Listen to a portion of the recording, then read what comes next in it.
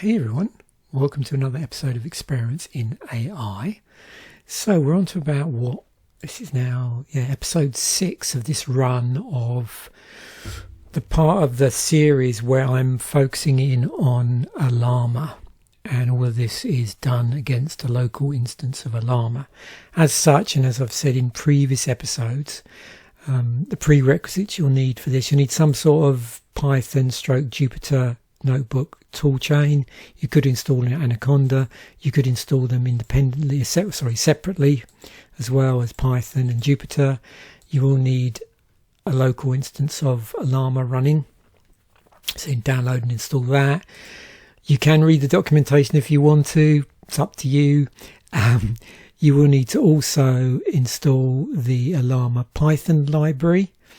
I've already got that installed, but you can either pip install it, conda install it, or whatever install method you want to use for the particular tool chain or particular coding environment that you work in, which allows you to, isolate your development environments. As I think I've said on several occasions, all of the stuff I'm going to be talking about in these episodes is purely for experimental purposes only. It's not intended in its current form as in production use. So as such, some of the functions have interesting side effects which are there for experimental purposes, but I wouldn't want to have in production code. I would want to implement it differently. So just a heads up there. You'll also need some models, as I've pointed out in previous episodes. For a lot of these, there's a function in here which I leverage, this pull model function, which will pull down the model if it isn't local, and that's all built in and abstracted away by this pull function from the Ollama library itself. But with most of these episodes, I think apart from the very last one where I just want to show you what happens when you pull stuff, I've already got all the models loaded, so it just calls the pull goes, oh, hang on, this library's already present, and so as far as this concerns, job's done. If it isn't present, then it'll properly do the pull, so it's all abstracted into that function itself, and we've just got something here that neatly calls it, returns or prints inside of the function. There's a side effect here that just prints, okay, it's either pulled successfully or it already exists, and then if there's a problem, it'll just print the error message, trap it, and then it'll carry on appropriately. So let's just run everything actually, and then we'll talk about the rest while that's cooking. So run and time the prompt. So with this episode, all we're doing is really doing some benchmarking, speed versus size stuff. So we need to encapsulate that somehow. You have a function where we can just do some time related shenanigans. That's why we've got time and date time imported as our libraries here, and they're normally there as part of the batteries included element of Python distributions. So it is only the Ollama one which we would have had to have installed previously in order to be able to import it. And so it's just going to do a normal chat call to the chat function, model name, and then these messages. So the roles, the user is a user, the content is a prompt.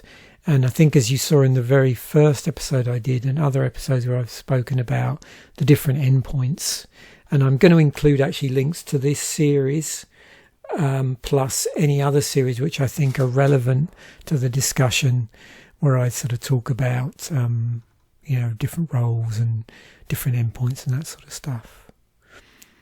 So we're going to capture some time stuff so we know the end, start and end. We're doing that inside of our program. I do accept that there are ways in which you can pull down from the response, which actually gives you time statistics to do with certain elements of the request and the response. However, we're just going to do it in situ, so we take into account, I suppose, any overhead that might be there. We're also going to be doing 3 models, one after the other. So you can adjust based on what you have, because we've got the pull feature in here. If you don't have it, it'll pull it. So one thing to be mindful of is the size of your resources. I mean, obviously, as it's running these, it'll run a model, and then if there isn't enough room in the memory, it'll just get rid of that when it runs the new one. But I'm talking about the fact that if you're pulling stuff down to your hard drive, just make sure you've got enough hard drive space left. Now you can see here I've got a number of models loaded. I keep my models to the ones that generally are around sort of 5 to 6 gigabytes in terms of file size or lower. But you'll see some of these are different parameters. So that's a 7 billion parameter model. So remember, when you're talking about size, are you talking about the parameter size, or you're talking about the file size here? So just to clear that up in case it gets a bit confusing. So yeah, we're going to try 3 models, one after the other. We've got some text to summarize. This is around 400 something words in here. I would say around about that or more is a good one to do if you want to do some summarization tests. And our prompts are real simple. We're just going to summarize the following text in about 100 words, and then the text to summarize goes in there. We're going to pull it back. So we start our benchmarking experiment. We just print out what our task is, and it will give us an idea of how many words in that. So we can just keep a tab on that. We got our way of catching our results, and then we are going to be iterating through our models to benchmark. So 3 of those, so it goes through 3 times, and as it goes through, it's just going to attempt to summarize with a few catches here and there for different things. And then at the end, we're just going to get a summary of the benchmark results. So with the time and the first 50 characters, so we can tell which one we're talking about. Now notice any pull down stuff is going to be outside of the timing, quite correctly, because we don't want to add any pull down to the actual benchmarking here, because we're only interested in the point at which we were able to talk to the model, not the point at which we had to pull the model to use it. So it's only from the point at which we say, here's the prompt, and we get back the answer. So it's that time frame basically. And then a few reminders to think about. So, observe how the model sizes correlates with response time on your hardware. Manually assess the quality of the summaries to determine if the difference justifies the time. So here we got stuff coming out. I think, is it? Yeah, it's done now. So it's stewed away here. Benchmarking model, Gwen. This is a 0.5 billion, so it's a pretty small model. So in terms of parameters, where are we? Yeah, there it is. But it's also, not surprisingly, pretty small file size. Generation time, 5 seconds apparently. Yeah, so I pulled it, or it already existed.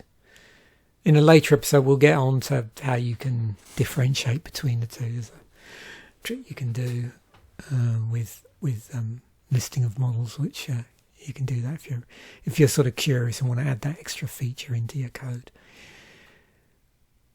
So here's our response. We did say, didn't we? It was a bit here where it said in about 100 words. So yeah. Then we've got this one, which is from a 1.5 billion parameter version of Qwen. And there's our response, 20.41 seconds. And then the 7 billion parameter version of Qwen 2. So I deliberately picked like going smaller to larger for Qwen 2. And if you look here, you can probably see, the relative on drive sort of file sizes as well. So 367 megabytes there for this one.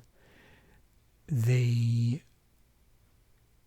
7-byte model is 4.4.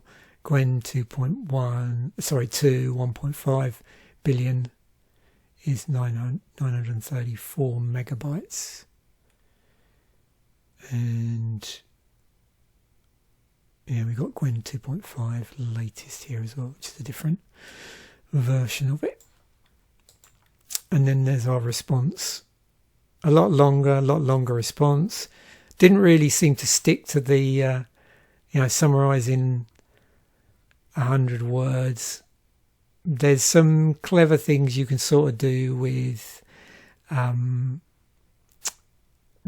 parameters that you can pass the model here as well, which can affect the length of the answer as well if you want to play around with that. But you need to read the manual for that, or the instructions. And then here we've just got a simple summary, so all of our values and then just the first few characters there, so we can actually see what we're talking about in there. Yeah, so there we go. So you can have fun and games with that, try different text to summarize, try different models, maybe try multiple small models, see which might be the best, see if there's a way of maybe controlling the summarize cap a bit more, apart from just having it in the prompt. There might be some clever ways you can do that.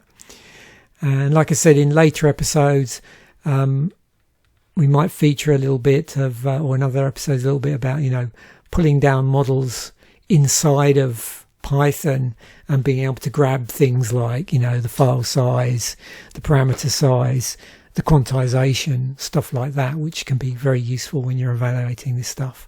But I've sort of deliberately compartmentalized certain bits of this, so when you're experimenting, you have to sort of mix and match if you want to try other stuff, which is what I'm trying to do here, is trying to encourage people to get hands-on with the model and do things outside of just running these or just looking at them. So thanks once again for watching. Bye for now, and I will catch you in a future episode.